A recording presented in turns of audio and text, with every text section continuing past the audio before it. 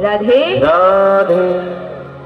तो जैसा कि सभी जानते हैं कि कथा कल विश्राम हो चुकी है, आज केवल छोटा सा सत्संग है। देखिए, इन विगत 7 दिनों में बहुत सारी कथाएं सुनी, बहुत कुछ सीखा, बहुत कुछ जाना।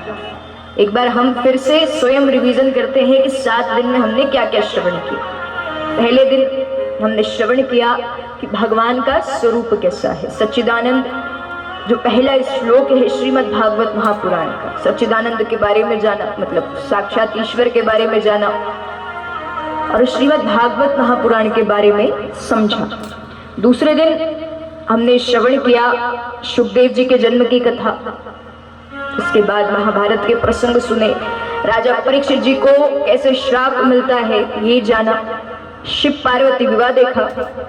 तीसरे दिन हमने श्रवण किया कि किस तरह से गयासुर को वरदान मिलते हैं, भरत चरित्र सुना।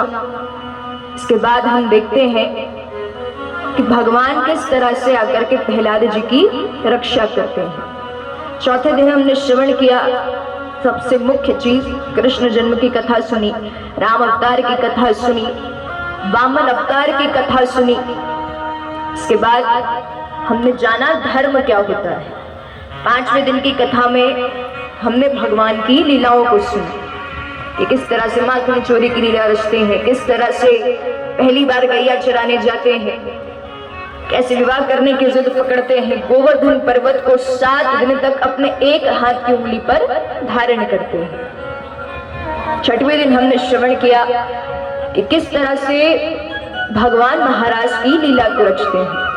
राधा रानी से नाराज हो जाती हैं, ठाकुर जी मणिहारिन का वेश धारण करके जाते हैं, मनाते हैं। फिर कंस वध, इसके बाद गोपी उद्धव प्रसंग सुना जो कि श्रीमद् भागवत महापुराण का हृदय है। फिर देखा कि किस तरह से भगवान रुक्मणी जी से विवाह करते हैं। 7वें दिन मतलब कल विश्राम दिवस की कथा में हमने श्रवण किया कि किस तरह से राजा परीक्षित जी को मोक्ष मिलता है। सुदामा चरित्र सुना, जरासंध के वध के बारे में जाना, किस तरह से भगवान 16,108 पटरानियों को अपनाते हैं, इसकी कथा सुनी। तो मतलब 7 दिन में बहुत कुछ सीखा। अब मैंने आपसे कल भी कहा था कि आप यदि चाहते हैं कि आपका ये कथा सुनना सफल हो तो उसके लिए यहाँ से एक अच्छाई लेकर के जाइए और यहाँ पर उपस्थित समस्त देवी देवताओं के चरणों में एक बुराई छोड़ करके जाइए तो आपका कथा सुनना सफल होगा। क्योंकि महाराज, क्योंकि आज के समय में हर व्यक्ति किसी न किसी कार्य में व्यस्त है, किसी के पास बहुत समय नहीं है, तो हर अच्छाई मत अपनाइए, एक अच्छाई जरूर अपनाइए। वैसे महाराज एक सेठ जी थी, मतलब सेठ जी धार्मिक स्वभाव के नहीं है, लेकिन सेठ जी की जो पत्नी है वो बहुत धार्मिक स्वभाव की है। तो एक बार की बात है कि सेठ जी के घर के पास में ही एक कथा चल रही थी। सेठ जी की पत्नी कहती है कि देखिए आप धार्मिक नहीं है, लेकिन फिर भी आपसे कह रही हूँ कि आप जाइए, जाकर के कथा सुनकर आइए। अब ऐसे ही सेठ जी की बहुत मान प्रतिष्ठा है, नगर के हर व्यक्ति जानते हैं। सेठ जी कहते देखो आप भी जानते हो मेरा कथा में मन नहीं लगता, मैं नहीं सुन सकता। सेठ जी की पत्नी कहती है यदि आपको ठीक ना लगे आप वहां बैठ के वापस आ जाओ, अच्छा नहीं लगे तो मत सुनना। सेठ जी मान गए। पत्नी ने कहा है महाराज जैसे ही सेठ जी कथा सुनने आते हैं, अब लोगों ने देखा आज सेठ जी आए हैं, लोग कहते आइए आइए सेठ जी। महाराज सेठ जी आते हैं, जो भी देख रहा है सेठ जी को सब कह रहे अरे सेठ जी आइए आइए पधारिए। इसके बाद लोग कहते हैं अरे बैठ जाइए, बैठिए बैठिए। महाराज सेठ जी बैठ गए हैं। अब जैसे व्यास जी आते हैं वो भी देखते हैं कि आज सेठ जी आए हैं। व्यास जी कहते क्या बात है सेठ जी आज आप कथा में पधारे, बैठिए बैठिए कथा को सुनिए। अब जैसे ही कथा प्रारंभ होती है सेठ जी की नींद लगती है। अब ऐसी नींद लगी है कि वो सीधे 3 घंटे बाद खुलेगी। अब हाल ये है कि कथा विश्राम हो गई है, व्यास जी चले गए हैं, जितने भी श्रोतागण पधारे थे वो भी चले गए हैं, केवल वही व्यक्ति इंतजार में बैठा है जिसकी दरी पर सेठ जी सो रहे हैं। सोच रहा है कब सेठ जी उठे, कब दरी लेकर जाऊं। सोचता है बहुत देर हो गई, सेठ जी को उठाना पड़ेगा। महाराज जैसे तैसे करके सेठ जी को उठाया। सेठ जी कहते कथा हो गई। व्यक्ति कहता कथा तो कब की हो गई, आप उठो और जाओ यहाँ से। अब व्यक्ति कहता है आप तो जाइए यहाँ से, कथा हो गई। सेठ जी कहते ठीक है। महाराज सेठ जी घर पहुंच गए। पत्नी ने कहा कथा बहुत लंबी थी क्या, इतना समय लग गया। सेठ जी कहते कि बहुत लंबी कथा थी, बहुत मजा आया। पत्नी कहती क्या सीखा कथा में से। सेठ जी कहते 3 शब्द। पत्नी कहती कौन से 3 शब्द। सेठ जी कहते आइए बैठिए जाइए, केवल ये 3 शब्द सीखे मैं। पत्नी कहती अच्छा ठीक है, ये मंत्र सीखा ना, ये मंत्र में भी बहुत प्रभाव है, एक काम कीजिए आप इस मंत्र का जाप कीजिए। क्योंकि पत्नी समझ गई कि इनने कथा नहीं सुनी। कहती है ठीक है, आप फिर एक काम कीजिए, जाइए एकांत में बैठिए, मंत्र का जाप कीजिए।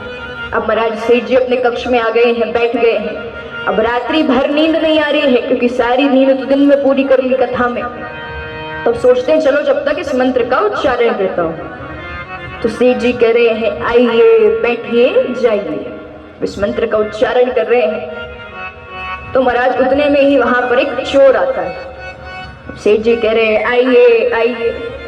चोर कहता सेठ जी ने मुझे देख लिया। तो जैसे सेठ जी कह रहे आइए आइए, महाराज चोर अब धीरे धीरे आ रहा है, दबे पांव आ रहा है कि कहीं सेठ जी पहचान ना ले। अब थोड़ी देर बाद सेठ जी कह रहे हैं बैठिए बैठिए बैठिए। चोर कहता अब तो पक्का पहचान लिया। महाराज चोर सोचता है अब करूं तो क्या करूं। लगता है कि सेठ जी कहीं मुझे पुलिस से ना पकड़वा दे। चोर सोचता है कि अब यहाँ से जाना पड़ेगा। तो पीछे से अब सेठ जी थोड़ी देर बाद कह रहे हैं जाइए जाइए जाइए। चोर सोचता अब करूं तो क्या करूं। चोर घबरा गया है। राज सेठ जी के पास आता है। अब जितना कुछ चोर के पास था, जितने पैसे रखे थे वो भी सेठ जी के चरणों में रख दिए। कहता है सेठ जी पुलिस से मत पकड़वाना। सेठ जी सोचते मंत्र का प्रभाव तो बहुत है, अरे कौन व्यक्ति आकर के मेरे चरण पकड़ रहा है। तुरंत लाइट ऑन की, देखा तो सामने चोर है और सेठ जी के पास पैसे रखे। सेठ जी कहते हैं मंत्र में शक्ति तो बहुत है, अब अपनी पत्नी से आकर के कहते हैं कि मंत्र में शक्ति तो बहुत है। अरे मैंने कहा आइए बैठिए जाइए, तो एक चोर मेरे पास आकर बैठ गया।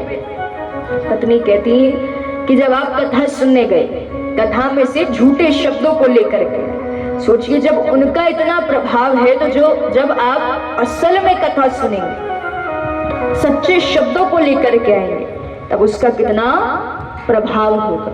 इसलिए आप जब कथा सुनते हैं तो कोशिश कीजिए कि कथा के सच्चे शब्दों को अपने जीवन में उतार सके, क्योंकि होता यह है कि हम कथा सुनने जरूर आते हैं लेकिन हमारा मन कथा में नहीं होता है।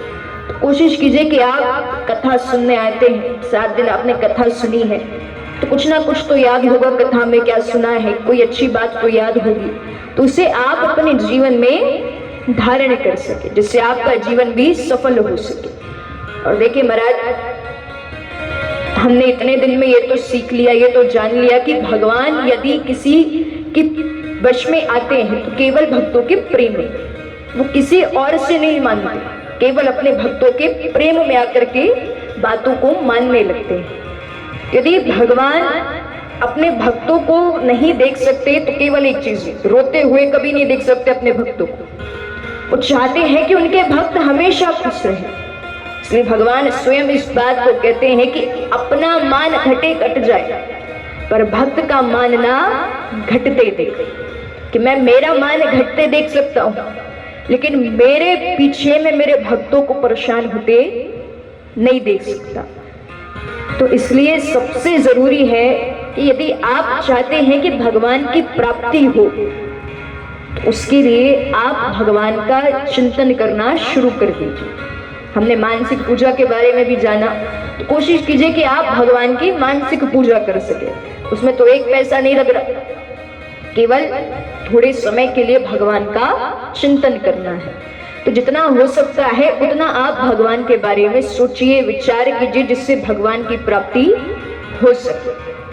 अब ऐसे महाराज एक कथा आती है कि एक जज साहब है, वो वृंदावन की गलियों में घूमते हैं।